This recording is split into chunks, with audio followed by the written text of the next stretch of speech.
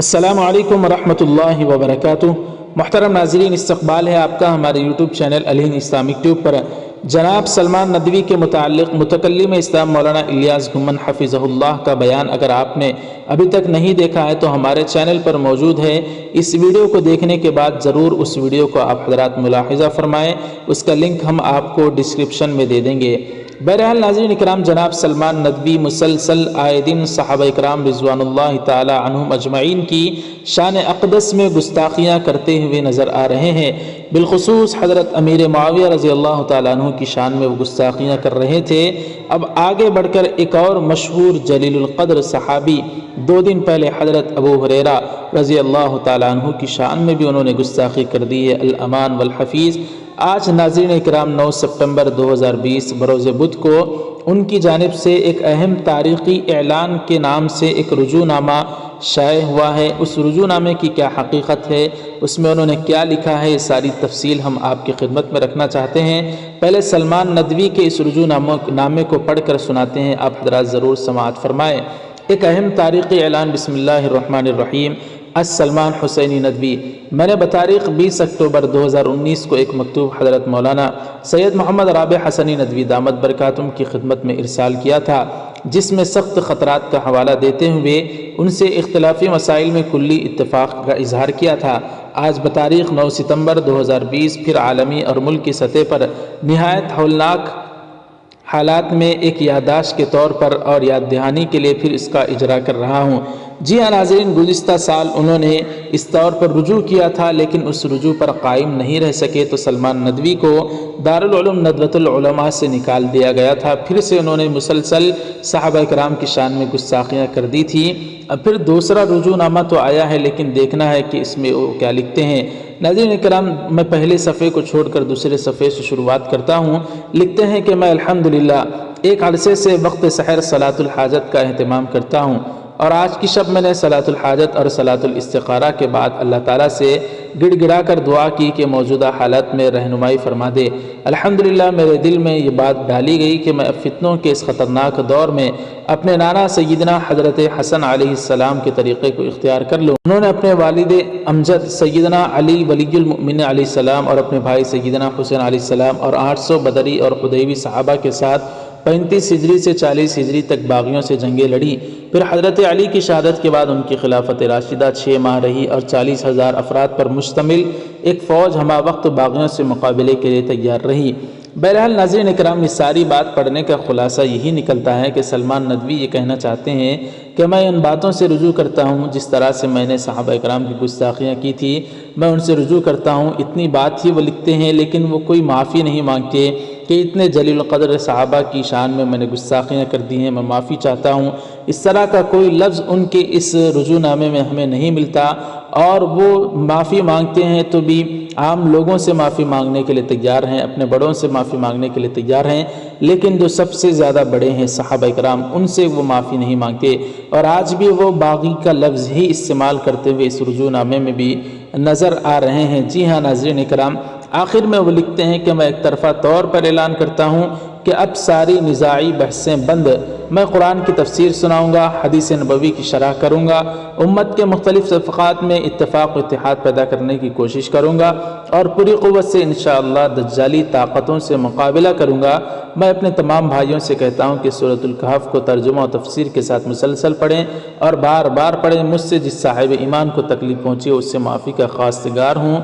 आइए मुहर्रम के महीने में 1442 हिजरी को फिर से आमुल जमात बना दें और तमाम निज़ाई बहसों का ख़ात्मा कर दें, दिलों को बग़्ज़, कीना, नफ़रत और अदावत से पाक कर दें।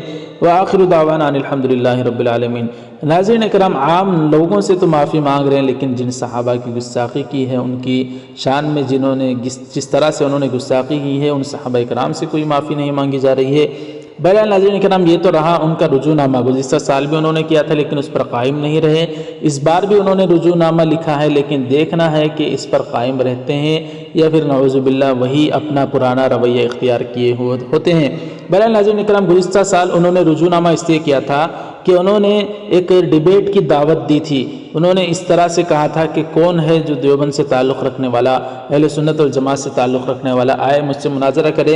تو دارالعلوم دیوبند کے فاضل عالم دین مولانا عبدالاحد قاسمی صاحب نے ان کے مناظرے کے چیلنج کو قبول کیا تھا، تو اس کے بعد ان کا رجوع نامہ آ گیا، اور اس کے بعد پھر کل انہوں نے مولانا عبدالاحد قاسمی صاحب نے پھر سے دوبارہ ان کے اس مناظرے کے چیلنج کو جو گزشتہ سال کیا گیا تھا قبول کر لیا، تو اس کے بعد پھر یہ رجوع نامہ آ گیا ہے۔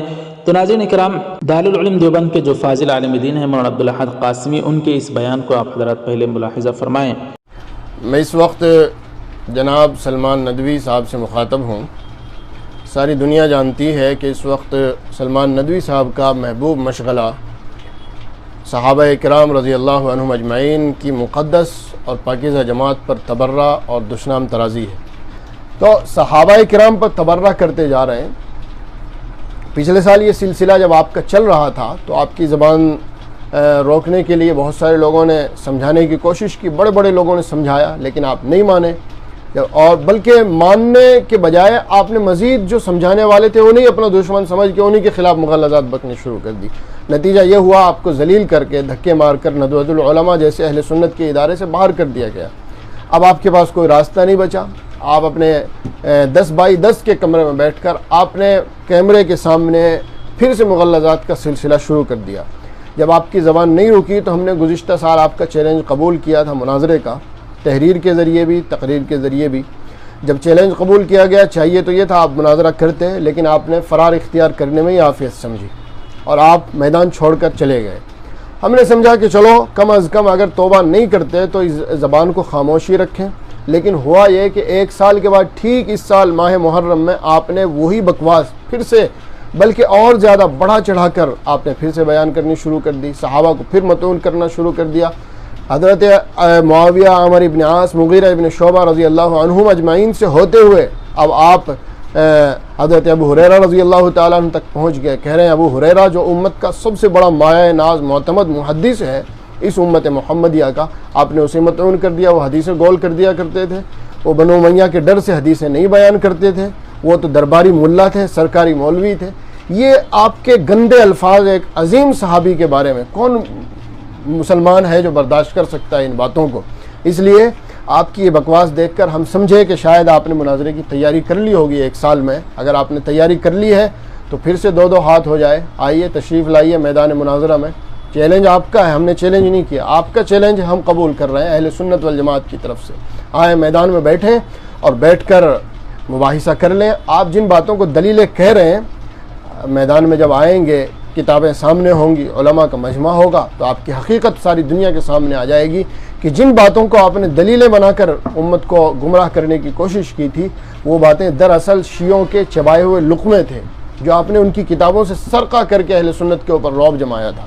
تو ناظرین اکرام، دیکھا آپ حضرات نے کہ پھر سے دوبارہ جب مناظرے کے چیلنج کو قبول کیا گیا اور یہ کہا گیا کہ ہم مناظرہ کرنے کے لیے تیار ہیں، تو جناب سلمان ندوی کی جانب سے دوسرا رجوع نامہ آ گیا ہے۔ خیر، ہمیں تو اللہ کی ذات سے اچھی امید ہے کہ اللہ تعالیٰ سلمان ندوی صاحب کو ہدایت تامہ و عامہ نصیب فرمائے، اور صحابہ کرام کی شان میں جو گستاخیاں ان سے سرزد ہوئی ہیں مکمل رجوع کی توفیق نصیب فرمائے، توبہ استغفار کا اہتمام کرنے کی ہم سب کو اللہ توفیق نصیب فرمائے۔ ویڈیو کو لائک کریں، زیادہ سے زیادہ شیئر کریں، چینل کو سبسکرائب فرما کر بیل آئیکن پر کلک کر کے آل پر کلک کر دیں۔ جزاک اللہ، والسلام علیکم ورحمۃ اللہ وبرکاتہ۔